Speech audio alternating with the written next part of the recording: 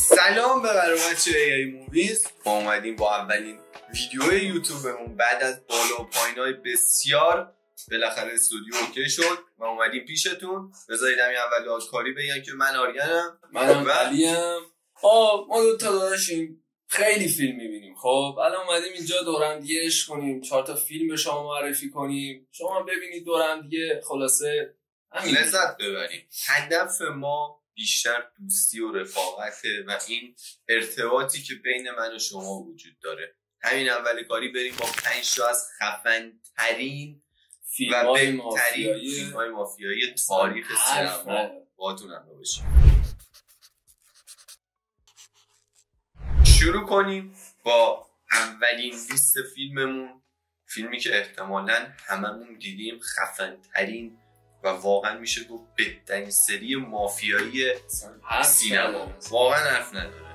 همون چیزی که تو ذهنتونه، پدرخوانده.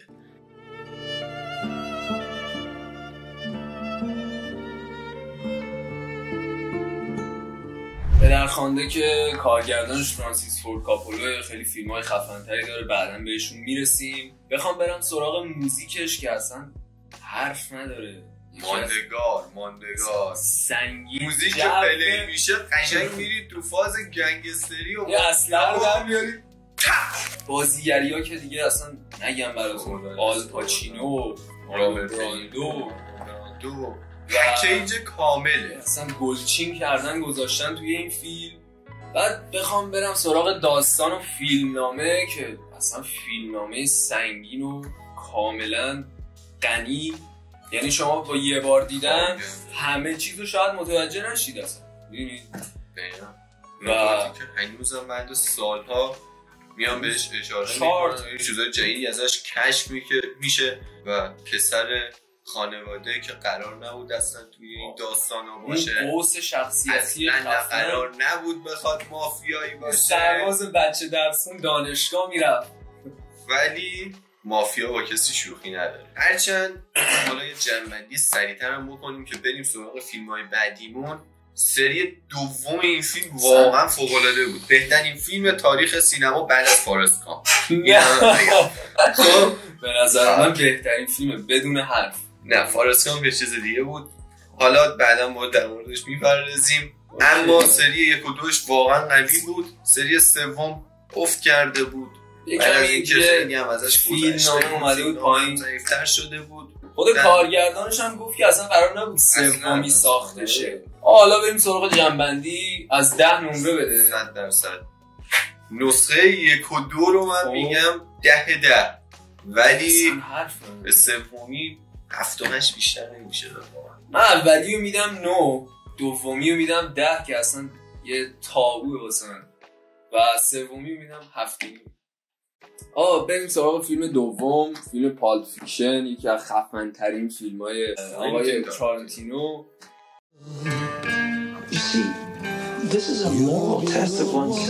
که همون امضای همیشگیش اصلا خون و خونریزی و از این داستان زیاد. آره دیگه داستان فوتوتیشی خیلی چیز مهمیه. دقت کنید که کوئنتین تارانتینو امضای کارش همیشه این پا است. تو همه فیلم‌ها هم هست. اینجوریه که یهو میاد 10 تا داستانو میریزه رو میز و همه رو به هم مربوط میکنه و یهو دوربین از اینجا میره روی داستان دیگه، روی داستان دیگه و همه به هم میپیوندن. مثلا اسم پالپ فیکشن میاد یاد اون رقص جذاب اوما تورمن و جان تراولتا میافتن. یه سکانس موندگار، اصلا موندگاره. بازیگریو که گفتیم، فیلمنامه‌اش هم خیلی خفنه. علاوه بر همه اینا رفرنس خیلی زیاد داره. رفرنس به سایکو 1969 بود فکر کنم از آلفرد هیچکاک. به نظر من بهترین فیلم تارانتینو بوده، کاملترین و خوش‌ساخت‌ترین فیلم تارانتینو بوده. فیلمنامه و کارگردانی و جذابیتی که این فیلم داره و جوری که شما رو میخکوب میکنه، دقیقاً نمیتونی بلند شی. شاید بتونی نیم نمره ازش کم بکنی. 9.5 به نظر من میگم 9 بریم. قبل از اینکه بریم سراغ سومین فیلم خفن مافیایی، حتما لایک و سابسکرایب یادتون نره، واسه اینکه فیلم‌های بیشتری بیاریم و دوره هم خیلی تعامل خفن‌تری داشته باشیم. نیاز به حمایت شما هم هست. توی کامنت ها حتما بهمون نظرتون رو بگید. حالا سومین فیلم گودفلاس. What's really funny is the fucking bank job away in Secaucus. I'm in the middle of the fucking weeds, laying down. با بازی بی‌نظیر رابرت دنیرو، ری لیوتا هم که اصلا نقش اصلی داستان فوق‌العاده است. یه نکته خفنی که این فیلم داره اینه که فیلمنامه و داستان این فیلم بر اساس داستان واقعی ساخته شده، یعنی مو به مو واقعیت. حالا یه مقدار مبالغه و اینا شاید شده باشه ولی فوق‌العاده است. خط داستانی جذاب، اینکه این فیلم اصلا خستتون نمی‌کنه توی طول مسیر و کاملا میخوب میشه. با کارگردانی فوق‌العاده مارتین اسکورسیزی خیلی خفن. خوراکش اینجور ژانراسیه. 6 داستان واقعی همون 6 تا نامزدی اسکار، داستان واقعی از هنری هیل، یعنی یه چیزی درآورده که اصلا حرف نداره. فیلمنامه خفن، بازیگری خفن، یه بچه‌ای که مثلا قراره وارد مافیا بشه، بچگی آرزوی اینو داره. خیلی سیگار کشیدن رابرت دنیرو. این سکانس اینجوری نشسته. آره تو کازینو بعدش میاد 4 سال بعدش فکر کنم کازینو بود دیگه تو معرفی می‌کنی تو این مایه‌های مکملشه. حالا جنبندی هم بخوام بگم، من این فیلمو خیلی دوست داشتم ولی یه ذره منو خسته کرد حقیقتا. یه جاییشون تایم فیلم خیلی زیاده. اول فیلم به خاطر اینکه توی طول داستان میفته تا اینکه اون شخصیت شکل بگیره. میدونم چی میگی، سر شخصیت پردازی طول میکشه تا آدم با اون اخت بگیره، ولی من یه ذره خستم کرد. علاوه بر اینکه تایم فیلم بالاست ولی خب دیتیلای خفنی به شما میده. اصلا دنیای مافیای مارتین اسکورسیزی اصلا یه چیز دیگه است. با اینکه تایم فیلماش بالاست ولی واقعا نقص نمیتونی بگی که مشکل جدی داره. بخوام نمره بدم من میدم 8. منم با 8 موافقم. کازینو رو خفن‌تر می‌بینم. بریم سراغ 4. اصلا یه فیلم خدا. من خیلی فیلم رو دوست دارم، اصلا جدا از اینکه آلپاچینو توشه بازیگر مورد علاقه‌ام، ولی اسکارفیس. Me, I want what's coming to me. Oh, well, what's coming to you, Tony? تونی مانتانای دوست داشتنی، یه کوبایی خفن، اون سیگار برگ رو اینجوری میگیره، حرف نداره واقعا این بازیگر. شخصیت کاریزماتیکه، اون لهجه‌ای که کوبایی در میاره آلپاچینو، بازیگری ها حرف نداره و راجبه یه آدمیه که هیچی نداره و کم کم وارد قضایای مافیایی کوکائین میشه و بعدن میشه یکی از کله گنده ها. دیگه بخوام راجع این فیلم حرف بزنم، سکانس های موندگارش Say hello to my little friends. موزیکش حرف نداره. یه موزیکی داره که یه سکانس هست یه The world is yours.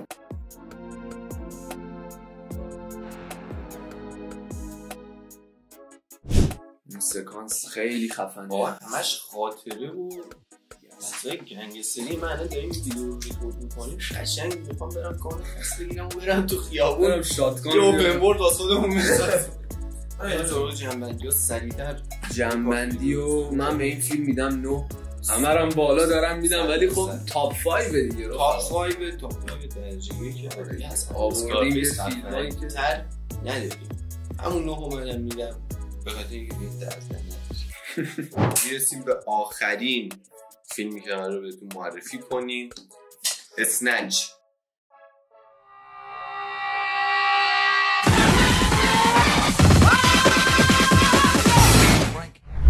با بازی جیسون استاتهام و براد پیت. خیلی فیلم خفن. اون لهجه های لندنی و مافیای لندنی، شرط بندی روی بوکس زیاد و اسنچ یه ذره مثل پالپ فیکشن میمونه از این لحاظ که داستان‌ها به هم ربط پیدا میکنن اما واقعا اون کاملی کارگردانی تارانتینو رو نداره و فیلم یه جاهای باگ داره اما آخرش واقعا سورپرایز میشه. واقعا فیلمنامه قویه ولی کارگردانی نقص زیاد داره. تدوینش خیلی عجیب غریبه ولی باز حال میده دیگه. مافیایی نیست مثل 4 تا فیلم قبلی که شما رو قشنگ ببره تو دل مافیا و حس خفن بودن رو مافیا لندنی رو داره ولی فانه دیگه. این فانیش هم هست. اسنچ میاد یاد اولین پست اینستاگراممون میافتم که دقیقاً اسنچ رو معرفی کردیم. من واقعا اسنچ رو دوست دارم. یادت اولین بارم که اومدیم صحبت کنیم ناخودآگاه اسنچ اسنچ دقیقاً برای اولین دیده یه چیز خاصیه واسه ما دیگه. دقیقا داستان اینطوریه که چند تا موضوع به هم آخر سر رفت و آخرش واقعا سورپرایز خیلی باحاله. جنبندیش هم عالیه. جنبندی هم بخوایم سریع بکنیم من اون 7.5 بهش میدم. 7.5 8 داره. 7.5 خوبه 8. ما این ویدیو تموم شد. میریم بعد واسه ویدیوهای بیشتر. حتما لایک و کامنت و سابسکرایب یادتون نره. نظراتتون رو راجع به این فیلم‌ها بگید. حتما برید ببینید. آخرش میتونید برید ببینید. خیلی واقعا فیلم‌های خفنیه. اگه به سینما و فاز مافیایی خیلی علاقه دارید قطعا برید ببینید. و اگه به ژانرهای دیگه علاقه دارید توی کامنت‌ها بهمون بگید که بهتون فیلم‌های بیشتری معرفی کنیم. رفقای موویز موفق باشید و سلامت در پناه حق.